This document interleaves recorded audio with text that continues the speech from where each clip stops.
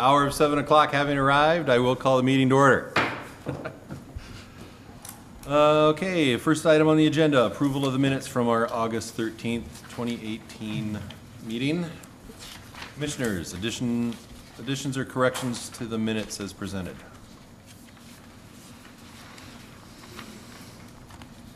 Motion to approve the minutes. I have a motion from Commissioner Alpa, Second. second from Commissioner Best. All those in favor of approving the minutes, say aye. Aye. Opposed? Minutes are approved. All right, next item on the agenda. Variance and OHDS review 2018-41 from Robert Wright. Thank you, Mr. Chairman, Planning Commissioners. You will recall that we heard this item at the last Planning Commission meeting. The Commission opted to table the item, looking for more information on the request itself. I'll go through a little bit of detail on the request at hand, and then Mr. Wright is also here he can present some updated information as well on the property. So the request tonight is to ask for a variance to the 5-foot minimum side yard setback requirement of the zoning district. And it would be to to demolish and build a new garage in this location, which is at 414 West 5th Street. Up here are some pictures of the property as it sits today. You can see the home here, the detached garage in the back, and this is the way the property sits today from an aerial view. What Mr. Wright is proposing to do is to build a garage like so. This would be 1,000 square feet. It would be located right on the property line, which is the location of the existing garage. The code states that you have to have 5 feet of separation between a detached structure and the property line. If you're going to be tearing down the structure to build a new structure, you do lose the rights to build at that same setback. So that is the reason for the variance requested tonight. We did review this at the last meeting. The Planning Commission at that time had requested the applicant provide some further information on the location of the property line and to better present drawings showing how the garage would be impacted by the regulations at hand. So within the report itself, I've put some information on variances, on the criteria for granting variances. Staff is recommending denial of the variance. We're citing that we believe there's a lack of a practical difficulty. There's no physical impediment in applying the 5-foot setback. The garage itself could be moved over 5 feet and be constructed on this. And construction on the property line as proposed would place it right on the property line, and we're unclear as to if this property line as shown here truly exists. So that is the application that we have before us tonight, and Mr. Wright is available to address the commission as well. Thank you. All right, thank you. Did I hear you have an altered plan?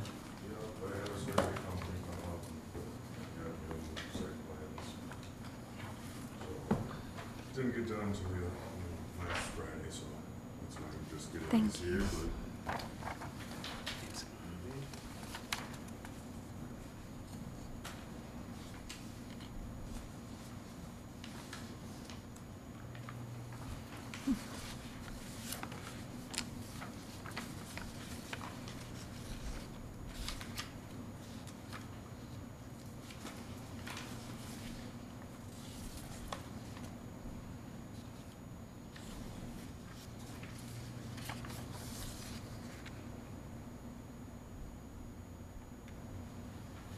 So is your proposal then that you want to build the garage in line with where the side is now? yes, it was never to put it on the property line. When I first came here, I thought that's where the property line was. That's what all my neighbors said.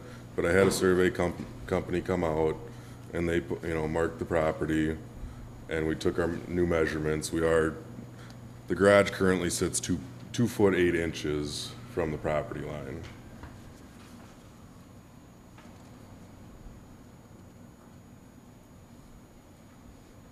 And that's to the wall, not to the edge of the eave? Yes, to the wall. Okay. The eaves are very short on that one anyway.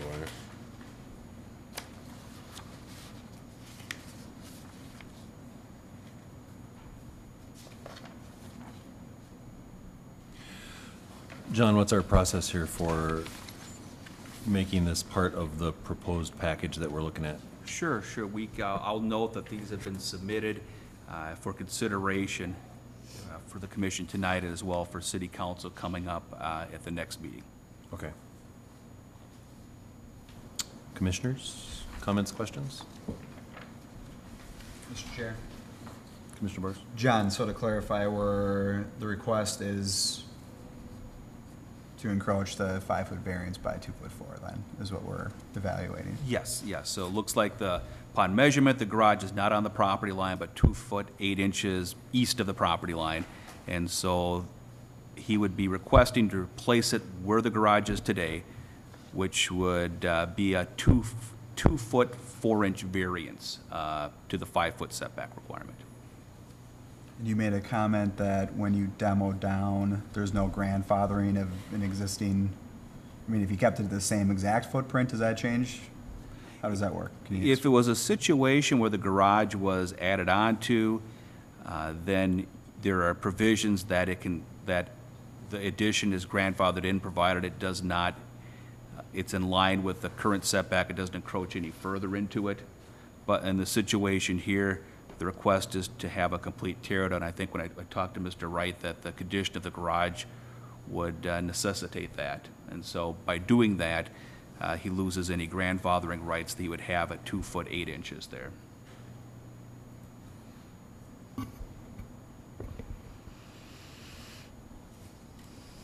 Mr. Chair. Commissioner Alba? Mr. Wright, could you tell us, is there a hardship that you see moving that thing over 2 foot 4 inches to comply with that 5-foot setback? What do you mean by a hardship? Well, typically a variance is provided if there's a hardship or a necessity to, that it cannot follow the current ordinances. Well, the new garage door is gonna be an 18-foot door, and so when it'll be centered in the new structure. So it'll be basically centered up, and there'll only be a few inches of the new garage door behind the house then. If we go over the full 5 foot, I wouldn't be able to use, I believe it was like 7 foot of the door or so, or I forget what it was. It was a good few feet of the door. It just make it hard for a car to get in and out of there on the east side of the new garage.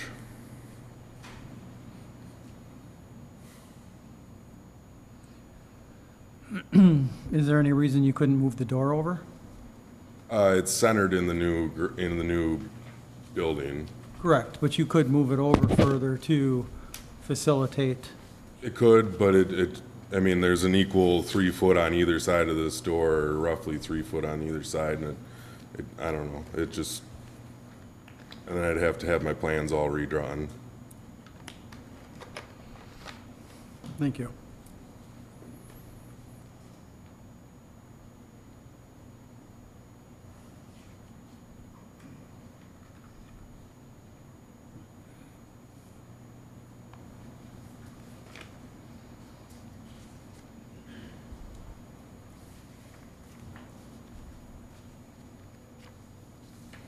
Other questions or comments?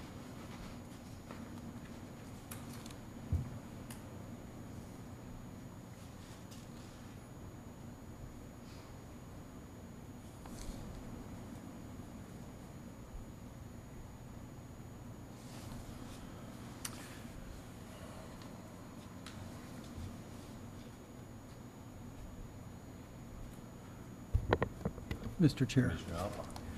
John, just out of curiosity, had you and your staff known that there was a 2-foot clearance on the side there, would you still have recommended it for denial?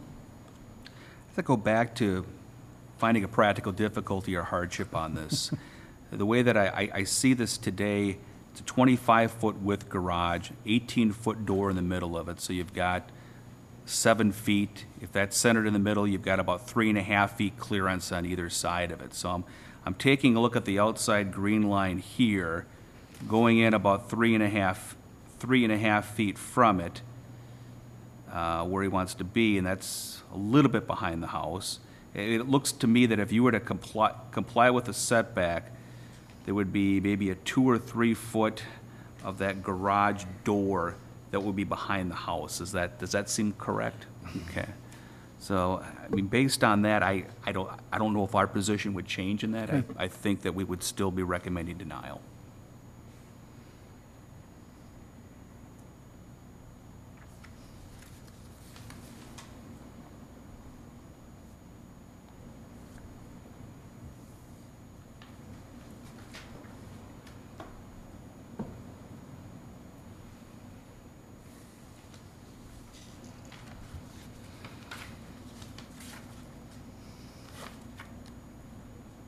Mr. Chair, Commissioner I wasn't Flowers? here for the last meeting. I saw a note in here that you need a larger garage for your business. What business do you have? I own a business cleaning tap beer lines. Okay, so do you use the garage for storage of materials? or- Storage of vehicles and equipment. The equipment has to be kept warm in the wintertime so it doesn't freeze and break.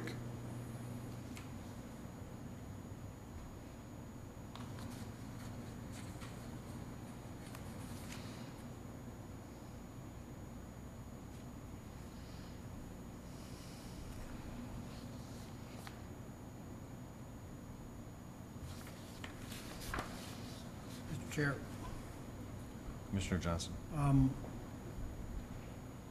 maybe it's a question for you, Bob. On the south side, which is the garage door, overhead garage door side, is there a service door, or is there a service door around the corner? The service door is on the east wall of the building. So right around the corner, on the house end of the garage, or? It's basically in the middle of the building right now, and that's what it would Oh, be. boom. Thank you. Okay. Okay. So on the south end, we have the overhead door that we're dealing with. Yes.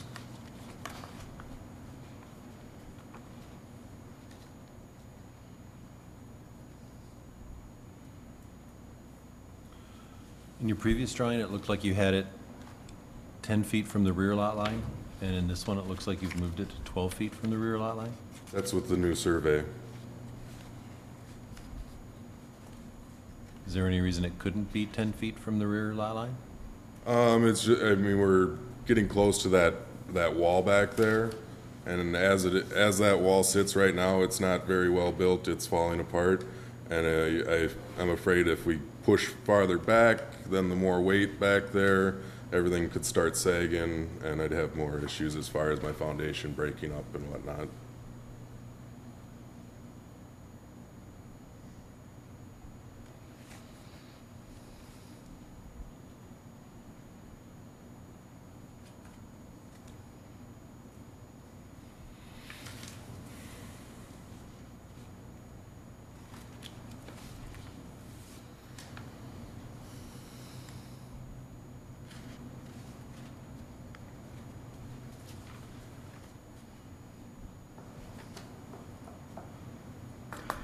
Mr. Chair, Commissioner Alpha? I unfortunately am not seeing any hardship reason that has to move over that 2 foot 4 inches as John was talking. We have we have the setbacks there for reasons, and and typically variances, like I said, are used for hardship reasons. So because of that, I have to How make about, a motion to deny it. how about the driveway? I mean, I'd have to redo part of my driveway to have it line up with the door then. And would It you- is now, it's right on the edge. I mean, there's only inches from the edge of the garage. It appears you would have to anyway. I mean, you've got a much wider door now anyway. Yeah, okay.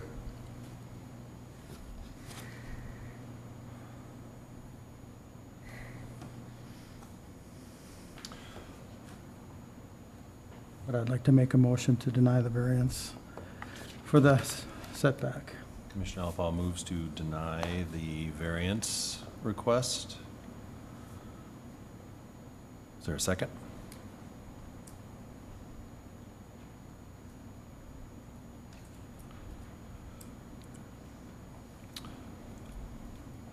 I will actually second that motion then. I would tend to agree, I guess, with the comments that Commissioner Alpal makes. I get that there's a little bit of the garage that would end up behind the house, but it seems to me that that's easily negotiable with a vehicle.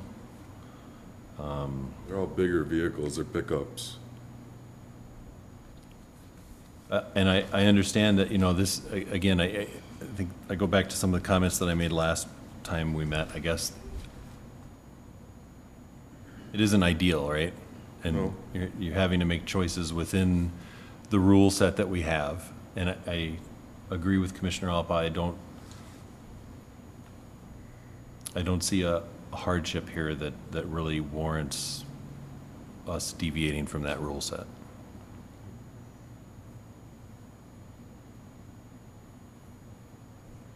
Mr. Chair. Commissioner Morris. Another question for you, John. On one of these earlier sketches, there's overhead power lines shown. I know this is before the survey, but it's shown drawn over the new garage. So 2 questions. One for you. Did the surveyor look at that and actually mark that out just so you could see where the overhead line was in relationship to the building footprint? I didn't know I needed to do that, but I mean, right now it does go over the garage, and my fear is if we do move it over the 5 feet, the very center of the garage also would be like lined up directly with that power line then. Right now, it's only Issues going with that? over a corner. Okay. We move it over 5 feet the center, I mean, I think it'd be inches away then. So how's that view, John? Is that, Well, certainly we'd have to have the power line not be on top of the building itself, so I guess I can't answer that at this time. There would need to be provisions taken to ensure that the power line was not, had adequate clearance over the garage, it was not touching the garage. but as far as it actually being over the footprint of the structure, is that an issue for I don't power line think- companies or anything like that? I don't think so. I mean, we see power lines over structures. I think it's Okay. probably a matter of the clearance distance. I got a question regarding that. Would it be possible to put like a mast on the building just to re-support the electrical wire? I don't know. Might be a possibility there. Okay.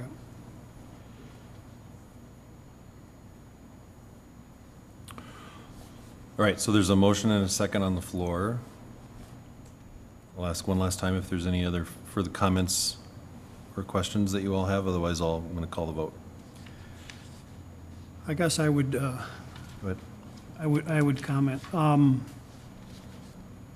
will not be voting in favor of this motion, I guess. And I don't know if there's any recourse. Is there a recourse if it's denied here? Does it go to the council? Where does it go from here? Sure. Procedurally, tonight is a recommendation vote that goes to the city council. So whatever the recommendation is tonight will move forward to the city council on September 4th, and then the council will make the final decision. Right, right. And I'm just in light of that, and that was my comment last time, we didn't know where this property line was, and this is kind of what I would hope we would see. You know, 2 foot or darn near, over 2.5 feet away from that property line. Personally, I think I would be content with, as you have proposed it here. I'd be okay with that. It's going to be pretty much up to the council at this point. That's all I got. One last question. Go ahead. Since I wasn't here last time, were there any feedback from neighbors? No, I've adjacent to not the heard property? anything from neighbors on this. We did And this would have notify been notified? surrounding property owners, but I have not heard any feedback, no. I mean, I talked to my one neighbor that's on the west side. He wasn't able to make it to the meeting tonight, but he drives truck, and so he's got like a 36-hour turnaround, and he's on the road again. But he said, you know, he doesn't mind it. They don't have a view already. We took a tree out of there to give him more light already, so he's happy. He's like, you know, he hoped it'd go through, but he didn't have any issues with it, so. All right, so just a reminder, the motion on the floor is a motion to deny the variance, so an aye vote is a vote for denial, and nay vote isn't exactly a vote for approval, but doesn't agree with the denial. So all those in favor of denying the variance request, say aye. Aye. Those opposed, nay. Nay. So let that be recorded. There was 3 nays and 2 ayes, so the motion fails.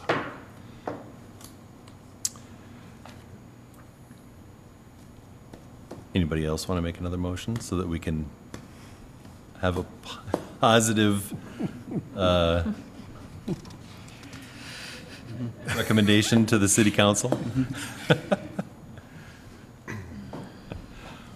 I guess I could make a motion. I guess it would be to allow a variance as proposed here, maybe for the 2-foot 8-inch setback, so an exception of 2'4", Correct. as drawn in the plans that were submitted today. I'll second. All right, motion and a second to approve the 2-foot 4-inch variance. Again, this is for approval of the variance. So, any last comments? All those in favor, say aye. Aye. All those opposed, nay. Nay. Nay. That's a 3-2 vote. Okay. Got that, John? Got that down. And again, this will be going forward for final decision at the city council coming up on Tuesday, September 4th. Be a So, Tuesday and night that we do have week. one more action to take, though, because we didn't discuss the Oh, original. that's right, I'm sorry. Hastings Yes, design we still have that standards. one action. I'll go through that briefly. This is within the original Hastings Design Standards District, requiring the review of the garage. We find the garage design to be in conformance with the OHDS and recommend approval of that. Commissioners, comments, questions? Mr. Chair, Commissioner Alba. I'd like to make a motion to approve the original design that meets the original Hastings design standards. All right, I have a motion for approval. Do I have a second? Second? Commissioner Barr seconds. Any comments? All those in favor say aye. Aye. Opposed? Motion passes. Okay, thank you.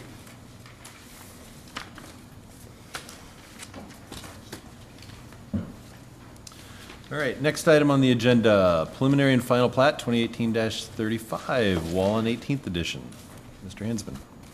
Thank you, Mr. Chairman, Planning Commissioners. This item may look familiar to you. We looked at this about a month ago, a preliminary and final plat for Wallen 18th edition. There has been a couple of significant changes to the plat, which I'll review tonight and go through some of the background as to why it's before you again. What we're looking at tonight is a preliminary and final plat of Wallen 18th, which is about a 9.6 acre property along General Sieben Drive, north of Rivershore Drive, and Brandlewood Court is shown here.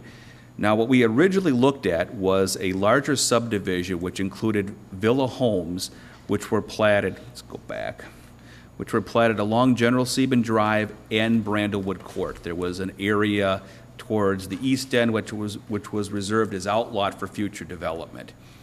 As the Planning Commission reviewed that, there was a recommendation for denial at a 7-0 vote. We did hear some residents that spoke during that meeting with concerns of not being aware of the change upon purchase, affecting property values, and enforcement of covenants. And so that denial for the larger plat, which included the homes along General Sieben Drive, went forward to the City Council. Prior to the City Council action, the developer modified the plat so that all homes that fronted and were proposed to be accessing on General Sieben Drive were removed. So now we are dealing with a 14-lot plat. It would still be a villa home plat, and with all accesses coming off of Brandlewood Court, with no accesses coming off of General Sieben Drive. The City Council briefly reviewed this concept plan, did not take any action, but directed the Planning Commission to review the plat. So that's why it's back before you here again. As part of that, we did have an expanded notification. We re-notified people from a larger distance away from the subdivision. Approximately, I think 30 households were notified. As well, there was a neighborhood meeting held last Thursday night in which the applicant's development team was available to answer any questions with notifications sent to those same individuals. At that meeting, we did have, I think, 2 of the neighbors that were in attendance, shared some concerns about the effect on property value, and I think similar comments that we heard at the first meeting here. I think there was a good opportunity for the people that were present to hear a little bit more about the specifics of the development itself. I'll share some of those with you here tonight. So as far as the plat goes, the plat itself is fairly simple. This cul-de-sac here was always planned to be here as part of the master development agreement for the larger Wallen addition back in 2002. You can kind of see on the aerial maps it's been graded in, so it would just be constructed as a street with these lots going around it. The homes themselves would be called villa homes. The homes would be ranging from about 1,200 to 1,700 square feet. They would be single level for the most part on that one, with walkouts and lookouts that go out to the back. And so this is kind of some elevations that depict what the models would look like.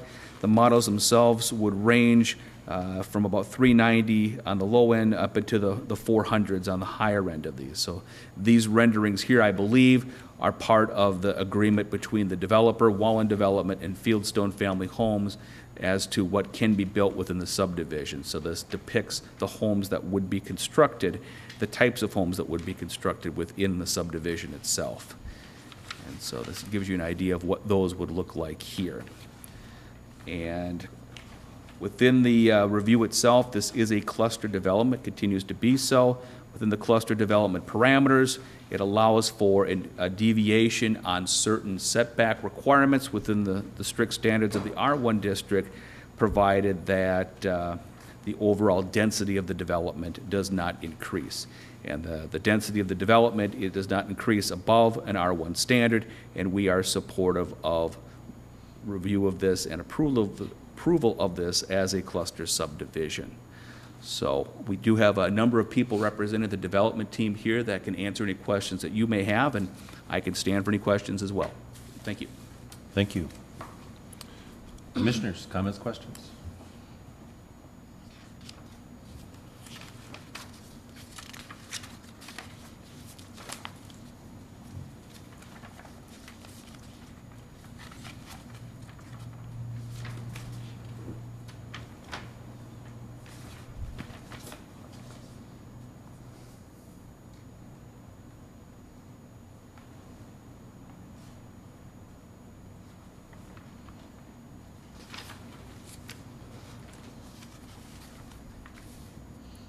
Mr. Chair.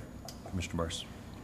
John, so on the original approval, there was 9 lots instead of 14 lots. What's the comparison on acreage size? Just curious. The acreage is unchanged on it. I mean, per lot. Oh, per Sorry. lot? I don't think that has changed at all. I think this configuration here with the 14 lots is the same as what was proposed earlier.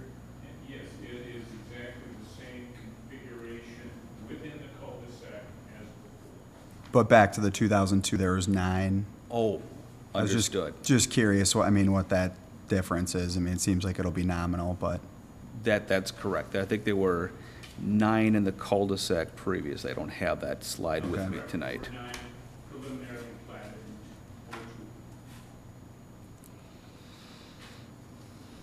I think, John, you have the average square footage in your report. Correct. 14, 11, 16.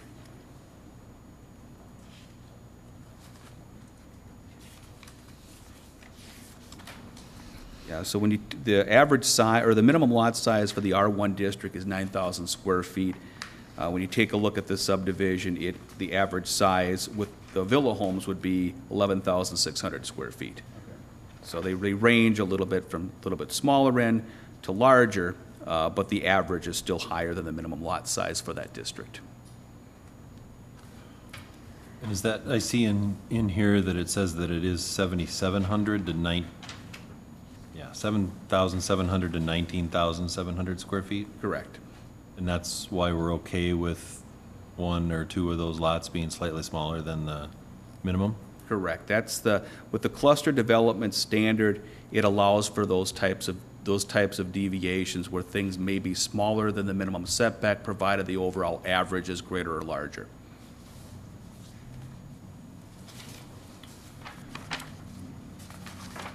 How many of them are below the 9,000? Looks like 3. 3? Is that, I'm looking at the cul-de-sac right now, and I see, I see one, actually. Italian 3. Lot 13 is 7,700 square feet. The rest of them appear to be 8,000 or larger. Oh, maybe Lot 2 over here. I'm not sure if that's a 6 or an 8. I think it's an 8.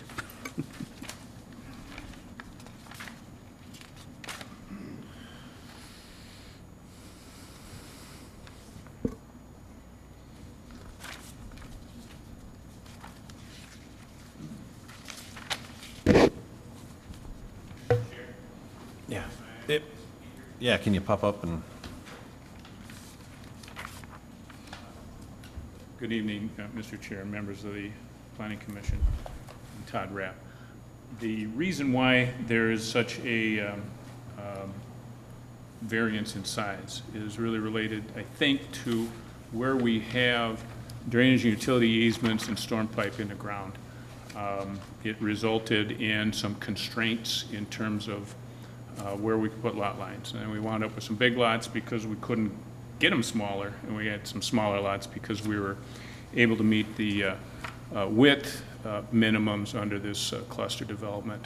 But the size, yeah, it varies.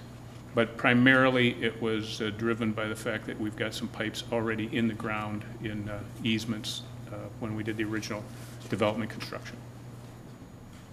thank you.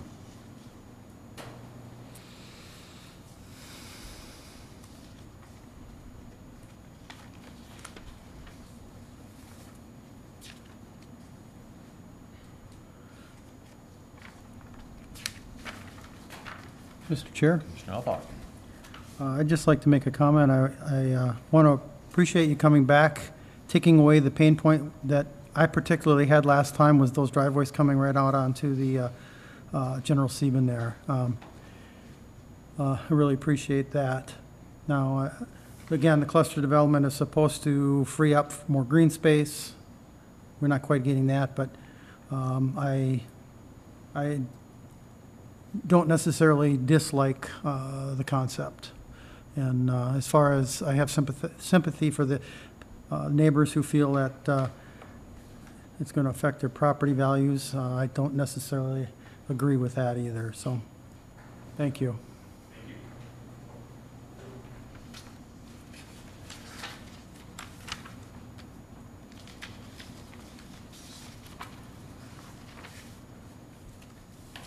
Mr. Chair. Commissioner Johnson.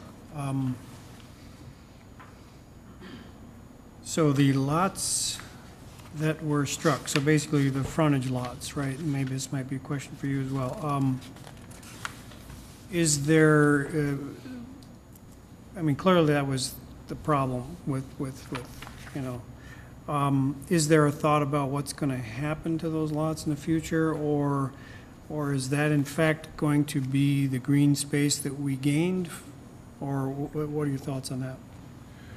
We do not have any plans for that area along General Sieben Drive, having taken them out of this development proposal to address the significant traffic concerns that were raised.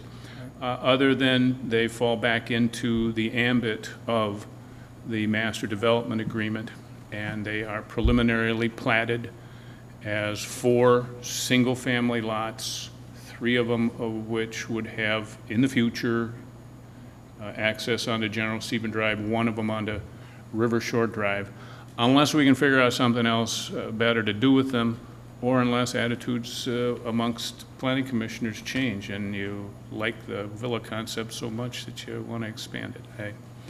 But for present purposes, it's just preliminarily platted, as it always has been, and when we get there, we'll get there. Understood. Thank you for asking. Thank you. And I appreciate the fact that you appreciate that we heard you over the transportation concerns. We have always tried to be responsive and civic-minded, and we're happy to have been able to do that. And we appreciate your response to that.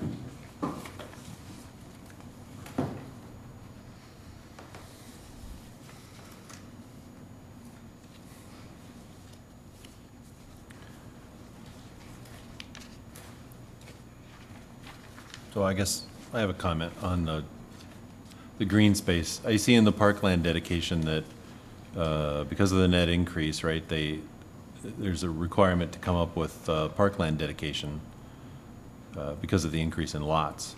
But that Park and Rec Commission elected to take cash in lieu of land dedication. Correct. I think I've made this comment before. I see us doing that a lot. And I worry that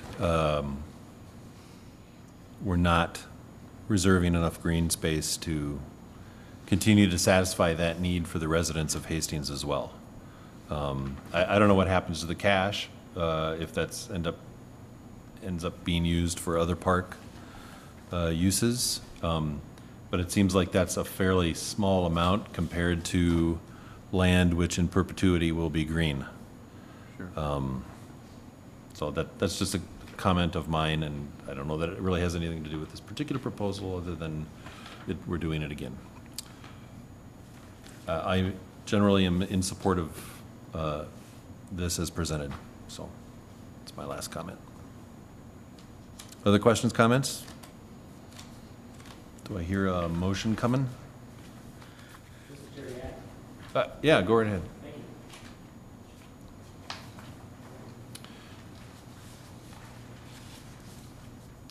Thank you, Commissioners. My name's Curtis Garretts. I spoke at the last meeting where we discussed this. I live on 1771 Greystone. I neighbor the northeasternmost property. I believe it's property number 6. A few things, I'm just going to kind of reiterate just a few things that I had stated last time at the last meeting. Reasons we moved to Hastings was for single family, young families like I have 3 young children, in an area where it'd be similar houses like ours, where we could raise our family and see other families being raised as well. We spent a lot of time in planning, a lot of our funds we used to obviously develop and build our house. We moved in March 9th of this year, and we love the neighborhood, absolutely love it. We're amongst great neighbors, great houses. Want to just list a couple of things that's listed on the Windham Hills website. You can enjoy a very special lifestyle of Windham Hills with single-family homes created to your specifications by many of the area's most respected home builders. All home sites are and will remain protected by carefully crafted covenants, which I do understand that this will as well. There'll be special covenants for the villas, which I do hope, if it is passed, are followed, but which are designed to enhance property values of homeowners. Bullet point number 1 on the website, large home sites. I don't think 7,000 to 11,000 square foot home sites are large. Architectural review for compatibility with our neighborhood vision. I know when this plan, it was stated at the last meeting that this plan was originally plotted, obviously the reason for the meeting for single-family homes. So I don't think that this is compatibility with their neighborhood vision that was originally stated when the website was put together. I met Mr. Greg Sodine at our property back in May of 2017, where I asked him what was going to be built back behind our house, and he pointed and said it's going to be single-family homes just like yours. At the last meeting, Todd dictated that in the early spring of 2017 was the start of this planning. At the open house forum that was here last Thursday, Mr. Wallen told me and showed me on his calendar that the middle part of June was the first meeting. Granted, I know there's only a couple months difference there. It just seemed like there was some confusion as to maybe when these meetings first started to maybe persuade the commission as to why and how long it took them to plan this. But if it was early part of 2017, Mr. Gregg either was not told that there's plannings happening of his property, or what Todd said was not accurate. So I just wanted to list that out, just some information that I learned at the meeting on Thursday, which was very informative, and I did appreciate the fact to review some of the plans, and I did like the look. They did look a lot different from the originals, so I did certainly appreciate that. Some of my concerns, property values, I respectfully disagree. If there was a retirement villa community there and my lot was open today, I would have moved somewhere else. I want my children to be around other single families. Granted, I know that that type of a homeowner there probably won't be causing too many issues. However, it's the community that I wanted to live in. I do have concern with what's going to happen around the surrounding properties. If this is the start of the villas, are we going to see a lot more villas being put up into this space? Again, kind of deviating from the original plan. Just doesn't seem like the right spot in between, $1.5 million homes along River Shore and $500,000, $600,000, $700,000, $800,000 homes to the north. The other last concern I do have is upon the original homeowners of these villas, when they do decide to sell, is the next home buyers similar people of age, retirement type of community, or is it going to turn into just lower home income or lower income, less expensive houses, again, lower income type of an area? Again, I can't predict the future. I certainly don't think it will, but I hopefully built the house that I'll be in for a very, very long time. So just a part of my concern. That's pretty much all I had. Just wanted to restate my concern, so certainly appreciate your time. Thank you. Thanks for your comments.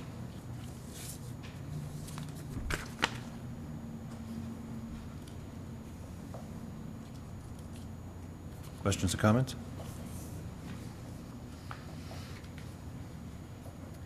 Mr. Chair, Commissioner Alpal? I'm not sure anywhere in here where it says it's a retirement community. It may be more appealing to some elderly folks, but I don't think it's a retirement, and certainly they will be available to anybody that has the money to go in and purchase them. So I don't think that's an issue either. I've lived in lots of neighborhoods, and one I'm living in now, we've got people from their 20s all the way up to the 70s, and it just makes a good mix of a neighborhood anyway. I'd like to make a motion to approve the revised preliminary final plot 2018-35, Wallen 18th edition, pending the proposed conditions. All right, Commissioner Alpal moves for approval. Is there a second? I'll second. Commissioner Best seconds. Any final comments? I might have a Commissioner comment. Johnson? I get stuck with this cluster development. We go back to, it's designed to preserve green spaces, and so you could get the same density. I mean, we kind of know what I'm talking about. You get the same density to have a piece of property if you cluster the lots and create smaller lots. I guess in my mind, the cluster concept maybe should have been in place with the preliminary original plat. Then we know why they're clustering and they're saving green space over here, trees or whatnot. To come into an existing plat and say, oh, we're going to call it a cluster now, and we actually don't preserve any green space, we just get more lots. I'm confused about this, right? It doesn't look like it's actually serving the cluster term isn't really being utilized here. It's being utilized to increase density. But that's my 2 cents. I'm probably not in favor of approving this plat only because of that. I appreciate what you've done. It appears as though this is going to pass anyway, but I appreciate what you've done with the streets off of General Sieben and whatnot. But I think that this is a general, a bit of a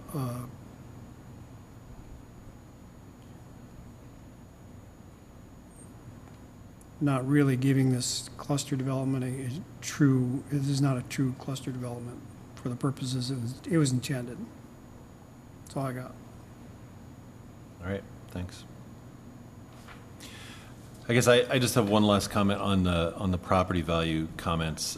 In the research that I did, I could find very little that supported the argument that $400,000 to $500,000 homes are going to decrease the value of other homes that are generally in that price range in the same neighborhood. When I looked at the property values of those other homes, they seemed to vary from $300,000 to $700,000. The high end was higher. But the studies that I read indicated that, and most of them weren't focused on houses to houses, they were focused on like apartment buildings being built next to single-family homes. And even there, it seemed like the information generally cited on the idea that they did not affect property values, from my research anyway. So certainly I think when we're talking about well-apportioned homes next to other well-apportioned homes, I don't see that as an issue. All right. One last comment as well, Commissioner Mr. Chair.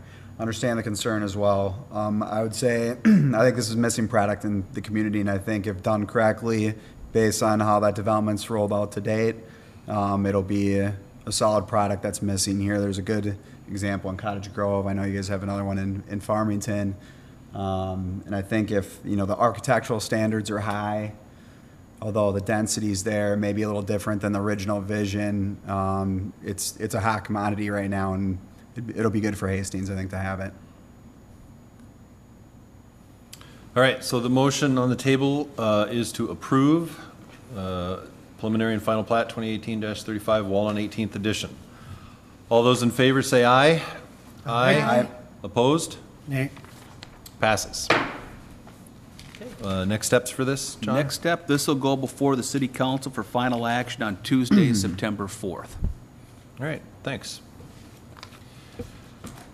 Final item on the agenda, residential parking discussion.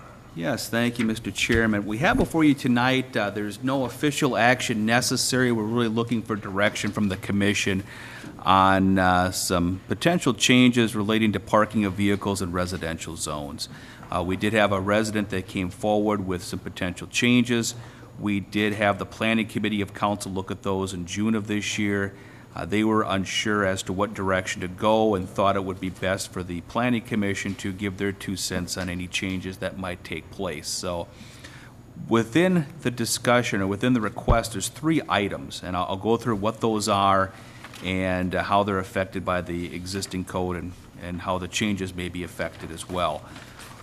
The first one is to prohibit vehicle parking on grass or unimproved surfaces in the front yard.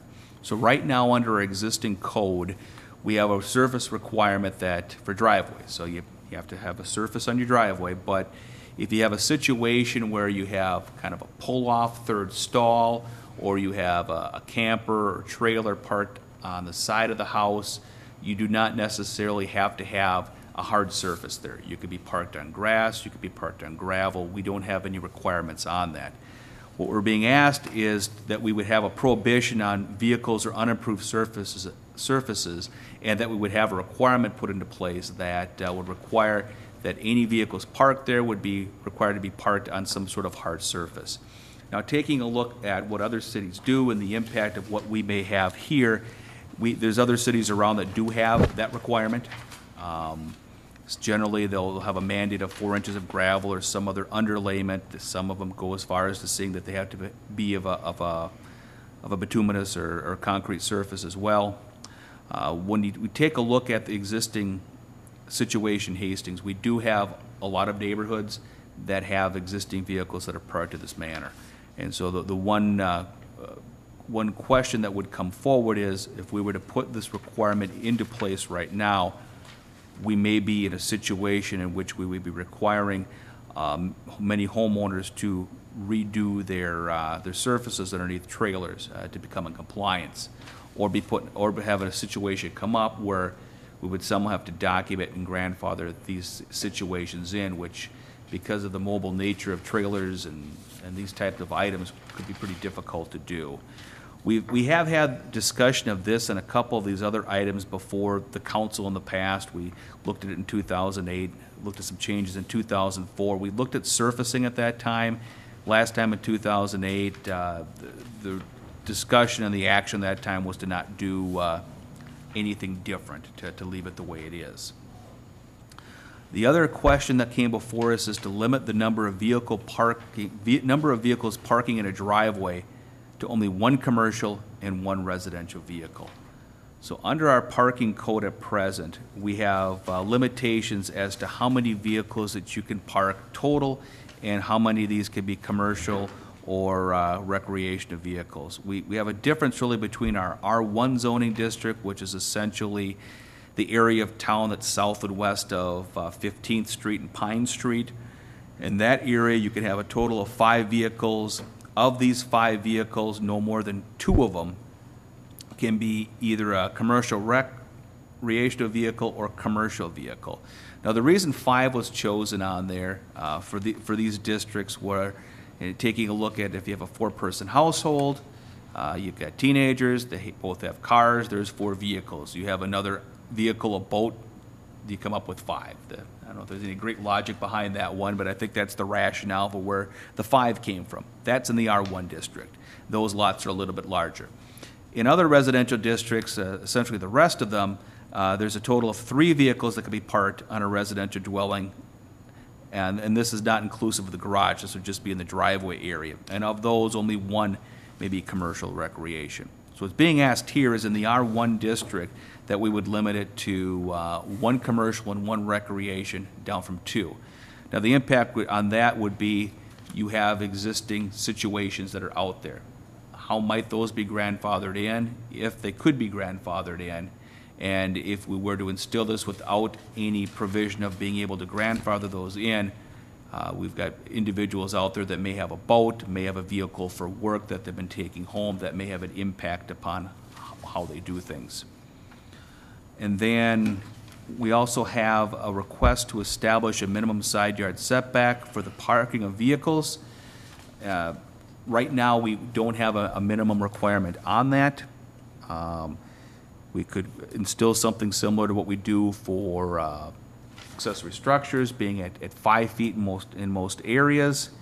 When you take a look at some of the older areas of town with shared driveways being on property lines and no setback from property lines for driveways, we may have situations that come up that you would render portions of driveways in older areas that would not be able to legally park vehicles on there. And when you get into situations where you've got accessory buildings and so forth, you may come up with similar problems with many garages that we have within town being non-conforming at present. So those are the items that we have before you for discussion tonight.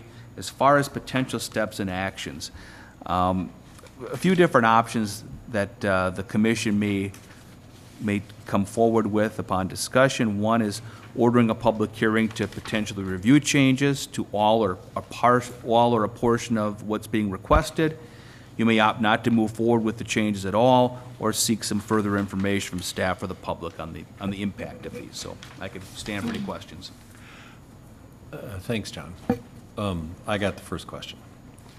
Nowhere in here does it say why we would want to look at making any of these alterations. Why would we even entertain this? What's the benefit to making these changes? Sure. I mean, from the specific request at hand, it stemmed from a code enforcement complaint with a neighbor with a vehicle that was problematic. So we got one guy complaining about one neighbor, and we're looking at changing 3 ordinances. That's the request. Is that typical? If we have one resident ask for an ordinance change, we bring it before the body and talk about it? You know, it depends. I mean, it's not typical, certainly, that's for sure, to have something like this brought forward. I guess when I read this, I'm in an R2 district, So it says here, I'm not supposed to have more than 3 vehicles parked on my driveway. I have a 100-foot driveway. And when I have people over, it's full of cars. So I am technically in violation of this when I have more than 3 vehicles on my driveway? I believe so. I'm not asking anybody to check. But I guess in my mind, I'm thinking to myself, well, if they don't park on the driveway, they're parking on the street. If we change the rules here, all these cars get pushed out onto the street. Is that what we want? More cars parked on the street? I mean, because when we talk about like home occupation permits, we actually require them to have sometimes space off-street for their customers to park. Correct. So that's an interesting juxtaposition from this.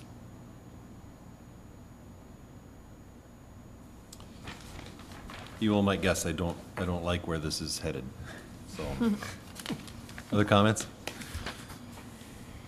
Mr. Chair, I guess my one comment would be, I hadn't thought that perspective before. I was thinking more of just the administrative nightmare this would cause for the city, because I mean, I drive through some of our neighborhoods and I'm not a huge fan of some that you go through, and there's the RVs and there's everything in their driveway, but to manage a change like that seems like a huge addition from an administrative perspective. I mean, has anyone thought about like what that would mean? I mean, how to enforce it and man hours that would go into doing that, and It'd be complex, certainly on that one. I mean, just going out and taking a look at, in certain neighborhoods to see if we were to make these changes, how many vehicles would be out of compliance. I mean, I was going down a street and counting 30. I was looking on the way here, and it was like half the houses Yeah. would be in violation of this.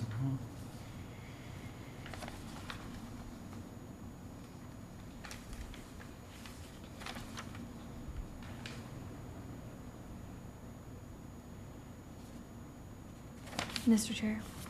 Commissioner Best? I actually drove through this neighborhood because I don't really know this area, so I was curious because I kind of wanted to see what was going on.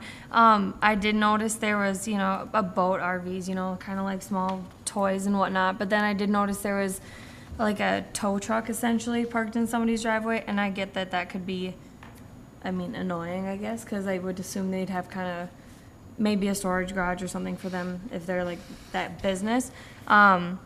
But then I even noticed how many cars were already on the street. And like you said, if we push any of this through, it's just gonna add to it. It's just gonna make it worse. And then it almost would disrupt traffic tremendously, even in a little cul-de-sac, really.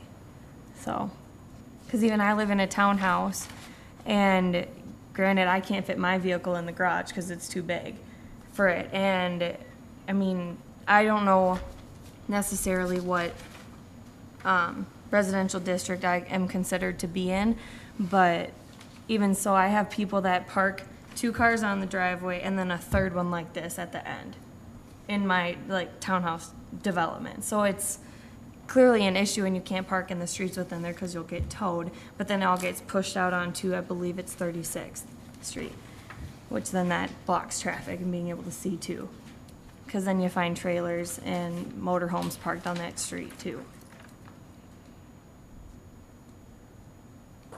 I just think it would cause a lot of a mess, to say the least.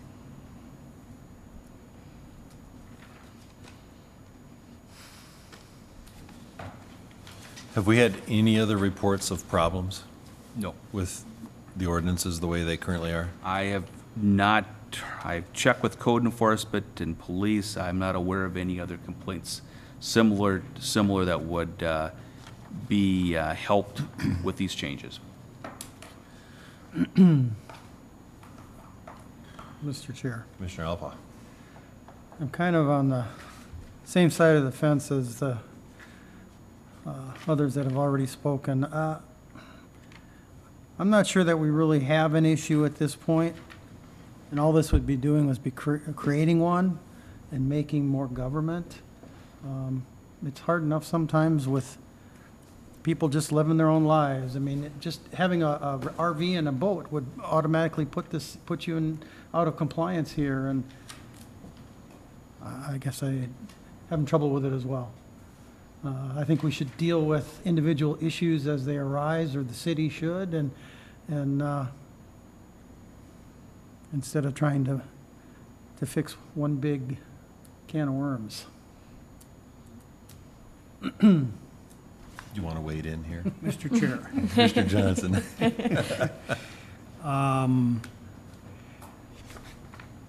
I know there are such ordinances in many other cities, right? To start with something like this makes sense. So in other words, we have nothing on the books that addresses these things, and what we're seeing is people are parking where they want to. And there's nothing preventing them from doing that. I know I've worked in other. Well, we do. These are the existing ones. This first Correct, as far set as here. numbers, but, Yeah, yeah. but, you know, the unimproved surfaces, I can park my RV on the unimproved surface next to my driveway and it's all cool. And I know I've worked in other cities where that is, from the get-go, was not permitted. I think in coming in retrospect to try and harangue these things into compliance, what a nightmare. Yeah, and I don't know. You wait for it to get worse before you have to approach it. It's or will it get worse? Or maybe it won't. That whole thought, so I'm in line with all of that. It's just like, I don't know how you would, start to, let's say we change the ordinance. I would think, you'd have to come up with some sort of window. By 2020, we're going to be in compliance. 2025. I don't know what it would be. And you still have, a staff nightmare notifying these people and following up with them and making sure that they do this stuff. And then what? He doesn't put gravel down under, his thing, and boy, oh boy. It's a good idea. I like what it's about. But I don't know when you make this step to try to put something like this on the books and then try to enforce it.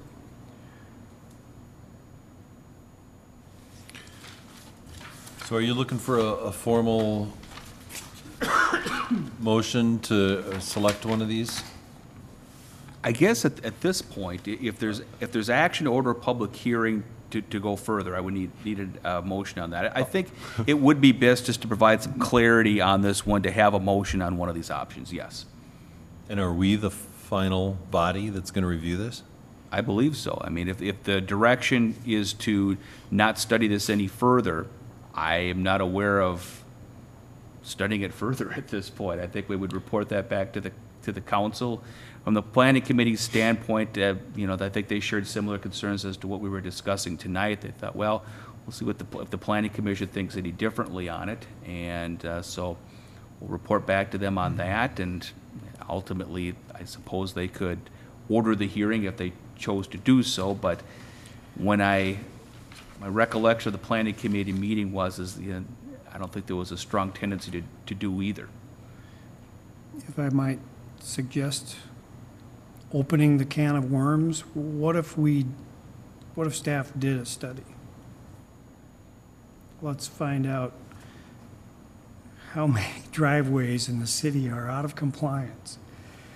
And then our heads would explode and we would go, now what? I mean, now we're hypothesizing that there's a lot of things out of compliance. With the existing Well, ordinance the or with existing the ordinance. proposed new one? No, with the proposed new one. Not only that, but if you do, and like Commissioner Best said, you push everybody out onto the street. Now wintertime comes. Okay, now everybody's going to bring them back into the driveways. Now everybody's out of compliance again. I mean, it's kind of a catch-22, and nobody's a winner. So I feel sort of strongly about this, so I'm actually going to make a motion. Seeing that this was precipitated by a single individual that seems to maybe have trouble with a neighbor and maybe it needs a particular situation addressed, and understanding that we're all in agreement that we don't think that there is currently a problem with how the ordinances are currently written, I move that we move forward by doing nothing. Second that. All right, second by Commissioner Alba. Is that really moving forward? Move forward. Any final comments before we take a vote on the motion to not do anything with this? All right, all those in favor say aye. Aye. Those opposed? Motion passes. Thank you. All right, other business. Other business, well, we had a city council meeting on August 20th. The city council did approve the Vermillion Shores apartment building and the preliminary and final plat for South Pines 9, so both of those will be moving forward as well. Looking at our schedule here, we've got our next meeting scheduled for September 10th. I've already got a few items scheduled for that meeting. I believe we'll have a site plan on there for a new Caribou Einstein Bagel conglomeration at just south of Walgreens and Vermillion Street. We have a small addition to the Pleasant Hill Library as a site plan, and then we'll have an ordinance amendment looking at electronic graphic design signs. And so we'll have those items for sure coming up on the 10th. Planning Commission is hopping. I love it. All right, anybody else got any other business? All right, motion to adjourn? Second? All right, all those in favor say aye. Aye. Aye. We are adjourned.